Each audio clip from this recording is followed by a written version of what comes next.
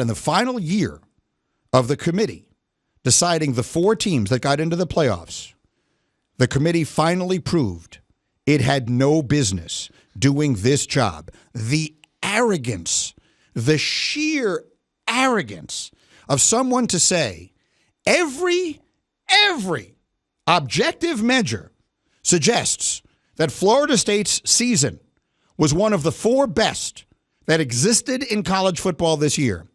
But it is my opinion that they're not as good as some other teams whose seasons were definitively not as good. I can't begin to fathom and I'm a pretty arrogant person. I have a fairly healthy self-opinion.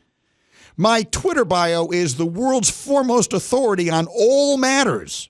And even I wouldn't deign to say I should get to choose which the 4 best teams are, because I know better than the things that happened on the field. What happened yesterday is an outrage. This is not an officials problem.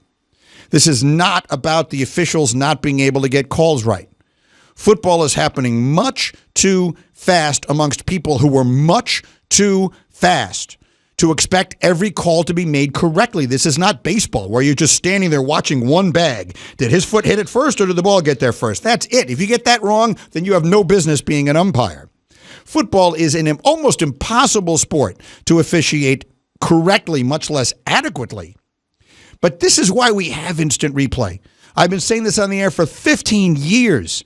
Instant replay has been bastardized. It's been made into something it should never have been. We shouldn't have coaches' challenges. We shouldn't have any of this nonsense. It shouldn't be slowing up the game as much as it is. It should be in place only to correct egregiously wrong decisions made by the officials on the field. And those can come on any play. They can come in any circumstance, and they can come in quote-unquote non-reviewable situations, which never made sense to me. Non-reviewable situations should be an oxymoron. So to me, this could have been overturned in 5 seconds. Someone watching the game from a booth goes down to the ref. Hey, we got that one wrong. It should have been pass interference, and boom. It would take no time to correct that. And then we don't have this today. That, to me, is the solution. Yesterday, I'm tweeting everything will be fine in Philadelphia stuff, and I got Eagle fans in my mentions giving me Sirianni sucks for a guy who had this team in the Super Bowl a year ago, and oh, by the way, they have the best record in the NFL right this minute.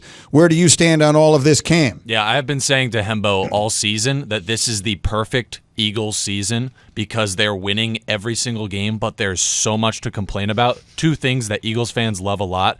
I am actually leaning more towards the pessimistic side. I'm not like, Sirianni sucks or anything like that because I have a rational head on my shoulders, but this game was like the culmination of, and I understand all the rest stuff, of everything that we've seen be an issue for the Eagles all season. They've been winning in spite of bad play calling on the offensive and defensive side. Their secondary is a mess. They can't tackle, especially players like Deebo Samuel. And I think it all just caught up to them in one game. You can't play every single game planning to come back in the second half. They've played almost 0 complete games this season despite being 10-1 because they always have to come back or they're fighting off a comeback. Like, this team is 10-1 in spite of what's happened around them, not because of all the, second half comebacks. I understand that's what's gotten them to that point, but they could have looked a lot better in the process, and yesterday was a big warning sign, I think, potentially for the future if they don't sort some of these things out. You guys are hilarious. I mean, you're hilarious to me.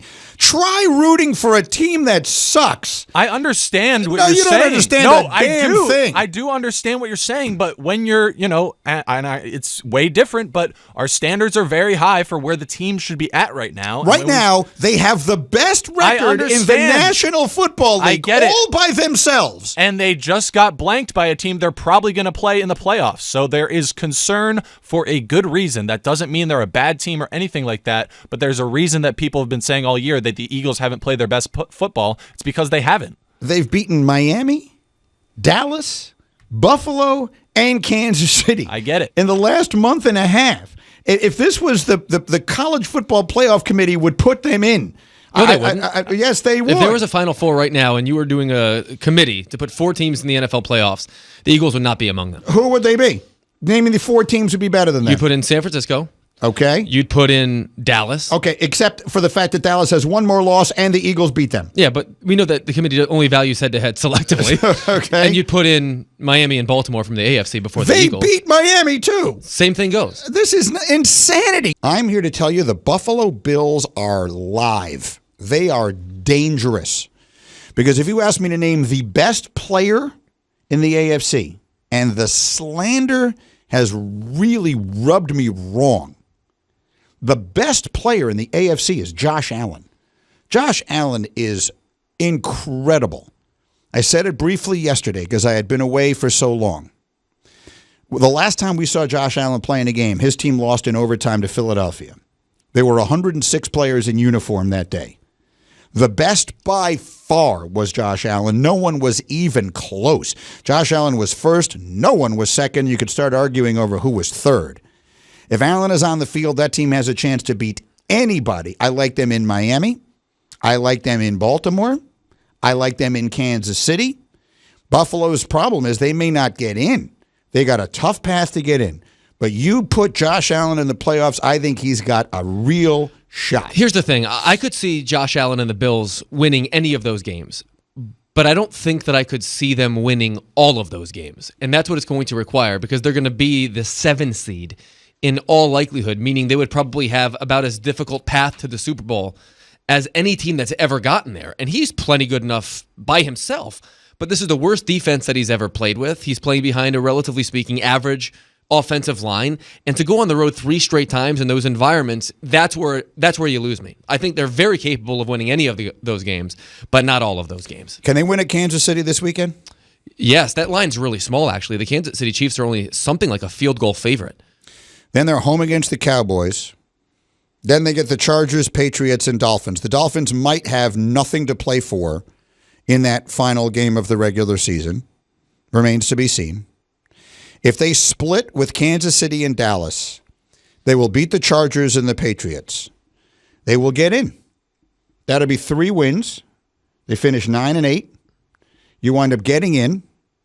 And, that would be 4 wins. So you get to 10-7. You get in. And now you tell me who they can't beat. You tell me what game on their schedule they can't win. Because when you say they can't win all those games, someone has to. And I don't believe in any of these teams any more than I believe in him.